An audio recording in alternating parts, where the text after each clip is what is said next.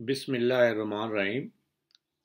कहते हैं कि एक जंगल का शेर एक ज़मींदार की बेटी पर आशिक हो गया और वो इतना दीवाना हुआ कि उसने सोचा कि मुझे इससे शादी करनी चाहिए।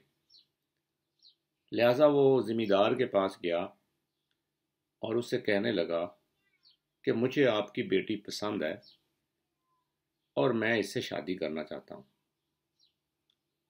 ज़मींदार बड़ा सियाना था।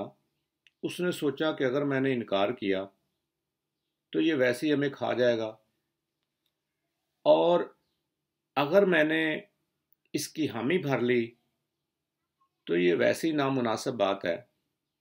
तो उसने एक मंसूबा सोचा। उसने शेर से कहा कि तुम्हारी जो दावत है ये माकूल लगती है, लेकिन मेरी बेटी तो बहुत नाजुक है। ये तुम्हारे जो पंजे हैं और तुम्हारे दांत हैं ये इतने खूनख्वार हैं कि ये तो उसको ज़ख्मी कर देंगे। अगर तुम शादी करना चाहते हो तो सबसे पहले अपने पंजे के जो नाखन हैं और अपने तेज दांत इनको निकलवा दो। शेर इतना आशिक हो चुका था कि बल्कि दीवाना था कि उसने फौरी हामी भर ली। लिहाजा जिमीदार ने उसके दांत भी तोड़ दिए और उसके पंजे के नाखन भी काट डाले। उसके बाद जिमीदार ने एक सोटा लिया और उससे शेर को मारना शुरू कर दिया, हत्ता कि उसका भेजा तक निकाल दिया,